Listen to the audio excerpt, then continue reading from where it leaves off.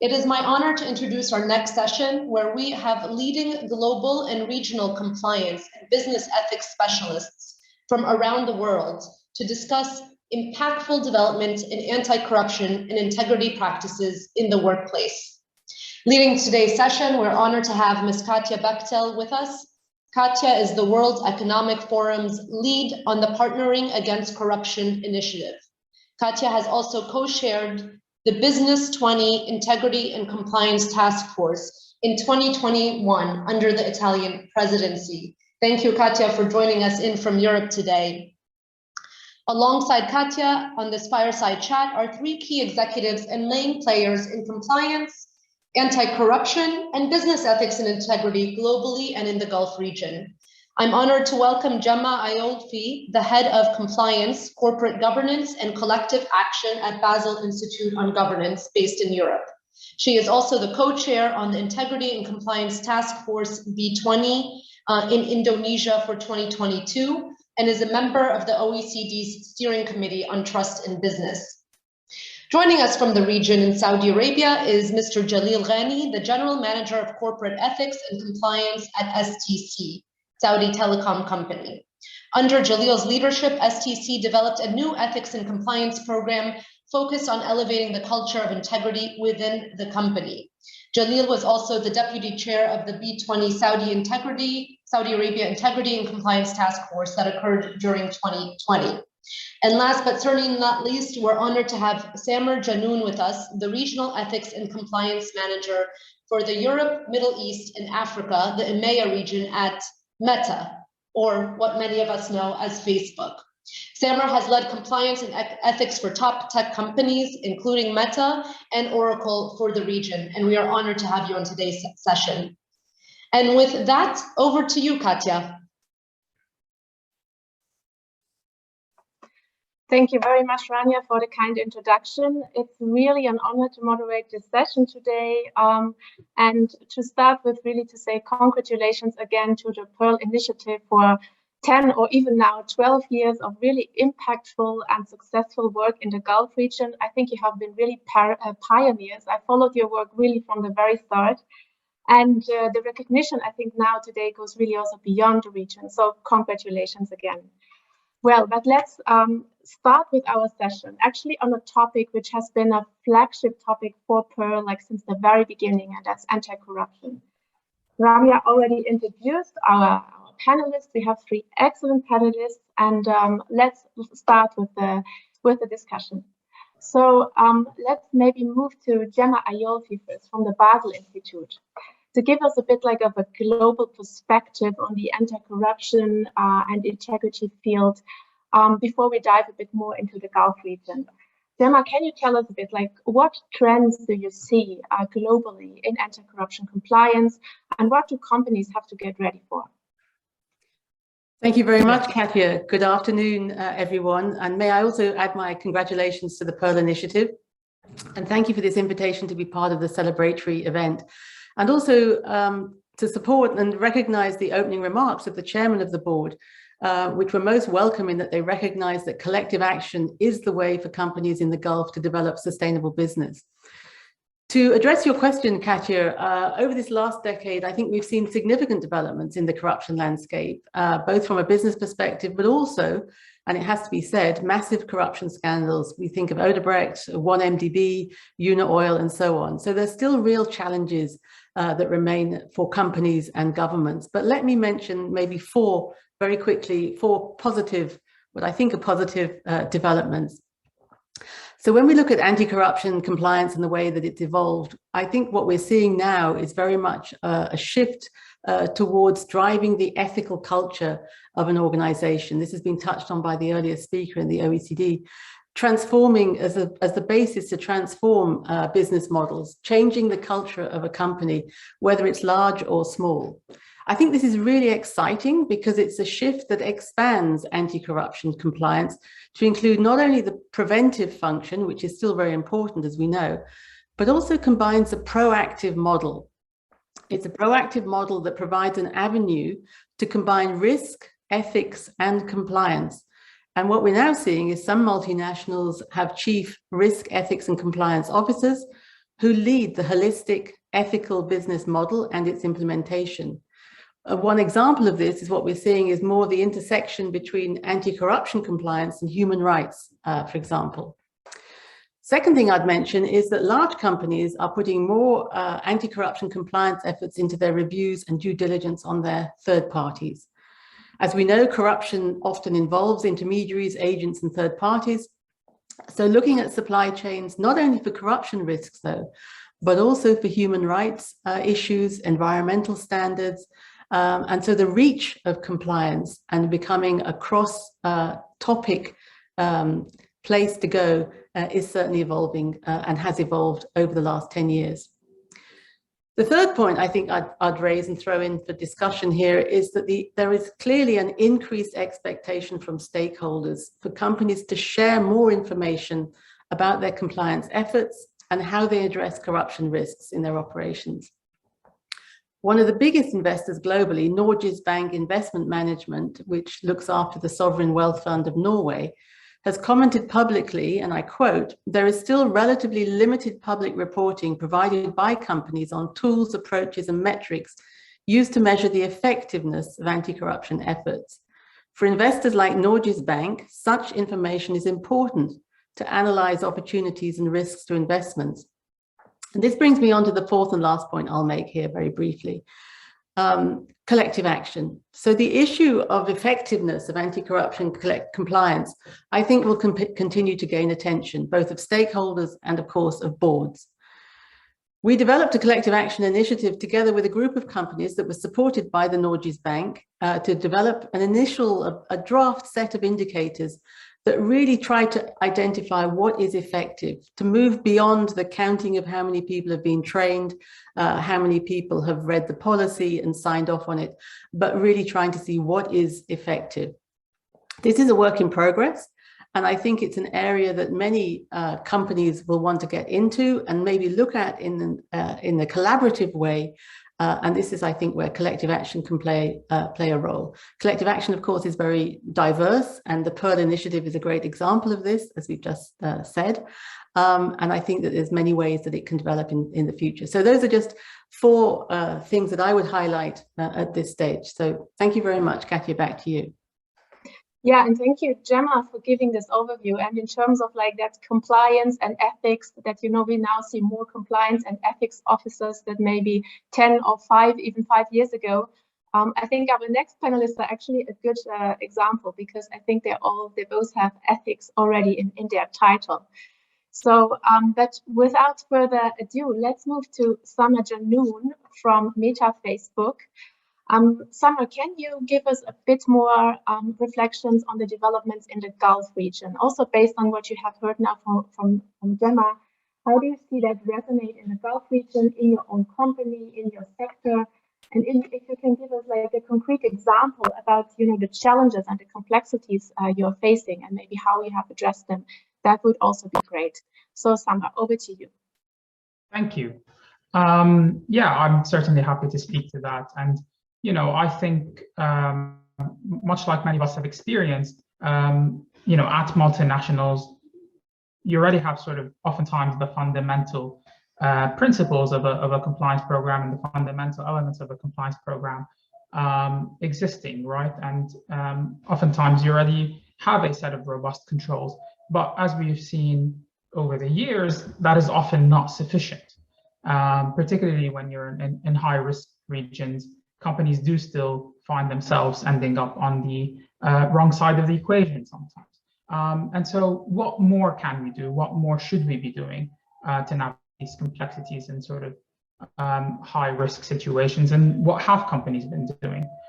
So I'll talk a little bit about, you know, sort of our current state, but also where we want to go to, and what our future state desired future state is. And so with that, you know, I think I want to start by talking about values and initiatives. Specifically, some of the things we're doing now to sort of drive compliance, not just you know, within the sort of second line functions and the operational teams, but also on the front lines with the first line functions dealing directly with those risks. And we talk a lot about a concept of culture of compliance. How do we drive that culture of compliance? It's not sufficient to have rules anymore and policies. We want to have a culture where people want to be compliant, where they are, compliance is top of mind in everything they're doing. And the other thing we want to sort of have come with that in conjunction is not only a culture of compliance, but also accountability for it. Accountability for compliance can no longer just sit with sort of the second line functions, with the teams supporting the business, but also with the people that are responsible for managing those risks directly. And first line accountability has been a theme for us and will continue to be a theme for us in everything we're doing. And I'll talk a little bit more specifically, providing examples of how we do that. But the third concept I just want to quickly mention is having compliance by design. So as we're designing our products and services, as we are designing new programs and initiatives, baking in compliance as a concept into those products, services, and programs, and thinking about proactively how we're going to be able to achieve our vision when it comes to not only compliance, but also ethics, making sure our values are baked into everything we do. Would it be helpful for me, Katja, to provide maybe a couple of examples of how we do that? Yeah, that would be great. I think one example already would be fantastic. Sure. So, I mean, some of the things we do, I think, maybe other companies have been doing and have heard about, and are fairly simple things to do, like we have a week in the year which is dedicated to ethics, and that goes towards the culture of compliance, and we have events that the whole company can participate in and learn more about ethics, and that includes training. We're also having more focused training on specific topics. But one of the programs that I've personally been involved in, I'm very passionate about, is a compliance sort of points of contact program, which is specifically designed to sort of work with the people that are managing the highest risk programs and the highest risk third parties in the business, and giving them additional training, but also additional responsibility for ensuring compliance is being driven through those first line functions, and being communicated and imparted upon. Our expectations are imparted upon the third parties we work with. So that's a program that I've been sort of involved in for the last couple of years, and I found to be very fruitful, because really without the first line folks out there telling us what's happening, we are not able to see everything in compliance, and rely on the first line functions to be flagging things to us and helping us with monitoring and communication. I think that's the example I'd like to sort of go with.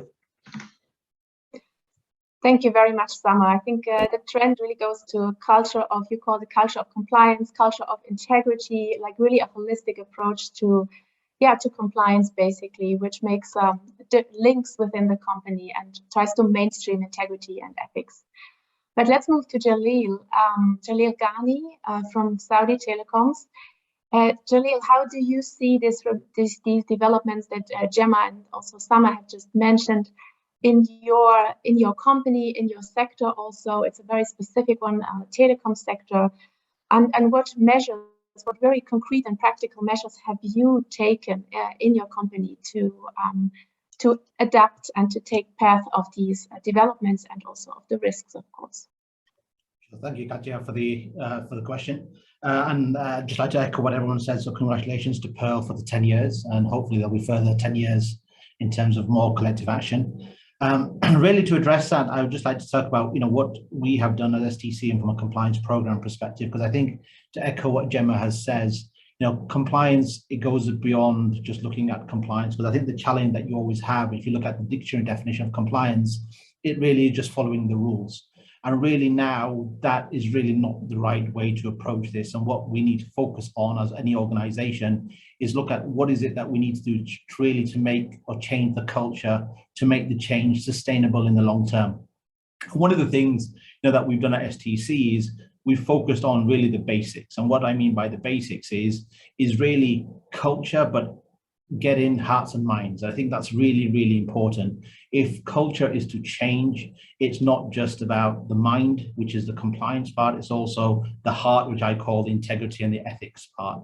And really, in order for you to do that, it's really about explaining the why of what is compliance and what is integrity and why is it we're doing it, why now? Because these are all questions that employees have. And in order for this or something like this to be sustainable, it is really important for employees to be part of this journey and for them to understand that. So what we try to move away from is not just focus really on the compliance part, but really for people to understand it's not just about the letter of what the policy is, it's actually understanding what is the intent behind the policy. And a lot of that comes with education and training. So, we launched a program in the middle of the pandemic, which was unprecedented, but, it was driven by the top. It was driven by a leadership team, our CEO, and all of our executives within our organization. And we've done a lot of education through this period. But some of the things that we're looking to do in terms of the longer term, and just to build on, what His Excellency Ayman was talking about, is really the youth, because we are focusing on the leaders, and the leaders are the leaders of today, and they're going to impact the culture. But we're also focusing on the leaders of tomorrow. And that's not the tone in the top, but that's the tone in the middle, because it's those senior managers that are the managers today, but they're the future leaders of our organization. And one of the things that we're actually really doing is focusing on those leaders to really embrace them, get them ready for what is ethics and what is the journey ahead of them, so they really understand really what is the process, what is ethical decision making as part of the process. And then also, just to build on some of the points that His Excellency Ayman was mentioned, is about really the expectation for new employees, because the younger generations now coming into the workforce have a certain expectation of what they think the workplace should be based on what they have seen and what they have heard. Unfortunately, that's not the reality. And I think it goes, again, I'll quote, His Excellency Hyman was saying, the perception versus reality. And I think, it's really important for organizations as they develop these compliance programs and these ethical programs, is really helping employees at all levels really understand what is the expectation from the organization of what employees should be doing. That's driven by the leadership in terms of creating the tone at the top, but that's also ensuring that you have the right climate of compliance and ethics right across the organization. So hopefully I answered your question. You did. Thanks very much. I really like that, like changing the hearts and the minds of the employees. That's really nice, and I think that's exactly the right way to go. Also, that employees, young employees, have become a very important stakeholders. They look at what companies are doing. They look for companies with purpose as an employer. So, very important point. Any reflections from the other panelists on what has been said? Otherwise, I would go to my next and final question. Okay, maybe to shift the focus a little bit. We have now heard a lot about what companies are doing internally. So how you are sort of like getting your ethics and compliance mainstreamed within your companies. But as we all know, it takes two to tango. We need the private sector to lead the way to go beyond compliance. But obviously, we also need the public sector, the regulatory side of things. So may I ask you, what are your expectations more towards the public sector, towards regulatory authorities in terms of preventing and fighting corruption? And since we are here at Pearl, and Gemma also mentioned it in the beginning, collective action is so important to also foster the public-private collaboration. So what are your views on that regulatory side of anti-corruption and maybe collective action in terms of supporting and promoting anti-corruption? Who wants to go first? I think, Gemma, you unmuted yourself first, so you go first. Thanks, Katya. Maybe I'll just get this kicked off. I think that the expectations, I think, from the private sector side towards the public sector side is very often to be engaged in the consultation process when new regulations, new laws, new standards are being developed. And although it sounds obvious in many countries is an automatic process, it's not the case everywhere. And I think if we want to enter into the digital age properly and have one-stop shop portals, e-government, effective rules and regulations that really are effective in not only doing what they're supposed to do, but also work the business. That process of consultation, I think, is key and very, very important. So through a collective action, but through also the so-called normal processes of consultation. Incentives is something we've heard about from His Excellency and also earlier speakers. And I think recognizing a robust approach to an ethical and holistic set of standards within a company or within a sector can be very encouraging to raise standards, to raise the level, to ensure that there's a level playing field and to raise those standards. So incentives and recognition of what companies are trying to achieve, recognition of initiatives like the Pearl Initiative by governments in terms of local certification, local appreciation, can help a lot. It can also improve foreign direct investment, companies looking for partners in a particular country or region. So, you know, all these things that are aimed to make business friendly, but also engaging with business to develop these standards is very important. And not least in the national anti-corruption strategies that are often developed by governments for the whole of society, they really do need to engage with the private sector to make them part of the solution and not leave them out in the cold. Those would be my thoughts on that point. Thank you. Yeah, I couldn't agree more. Sometimes you also need to recognize Jalil and Summer have a day job already, you know, being the ethics compliance managers of a company. And so sometimes this engagement is really, I don't know, it should be, I think, part of the work profile, maybe a bit more, to also make space for that. But Jalil, can I ask for your perspective on that? Sure. I think, you know, there is a great opportunity there. I think, you know, internally, look, I give from an SEC perspective, you know, we've got a large government customer base. And one of the things that we want to do is educate all other organizations, whether it be government or non-government, in terms of our compliance program, our journey. What is it that we have done? Because I think, you know, there is an opportunity for other organizations, whether it be in the kingdom or in the region, to leverage best practice. You know, nobody needs to reinvent the wheel here. And I think that sometimes is a challenge for some of these SME organizations when they want to introduce a compliance program. You know, you go onto these resource guys and there's so much and they don't really understand as well, how do we prioritize and what are the key important factors? Because as we all know, one size does not fit all, but you need to risk assess in terms of what is relevant for your organization.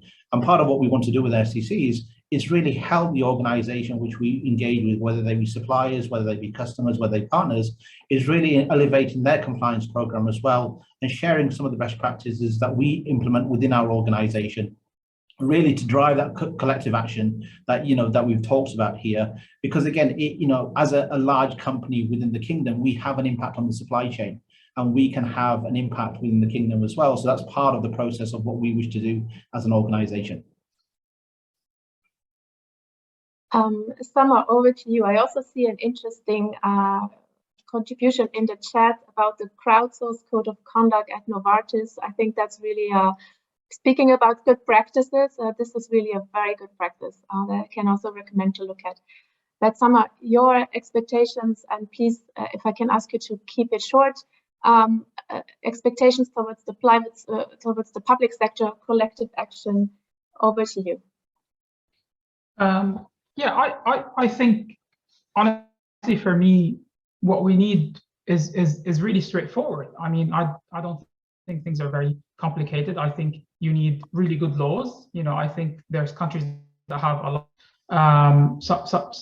Some of them are really good, but not everyone has very good laws. And I think you know, we need to kind of partner public sector to kind of ask for better regulation, better laws. But all of that is really not going to be very effective unless you combine it with enforcement. And there's simply not enough enforcement. I mean, if you look at the fact that the US Department of Justice and Securities and Exchange Commission, between just the two of them, have more enforcement action than all of the regulators in the world combined.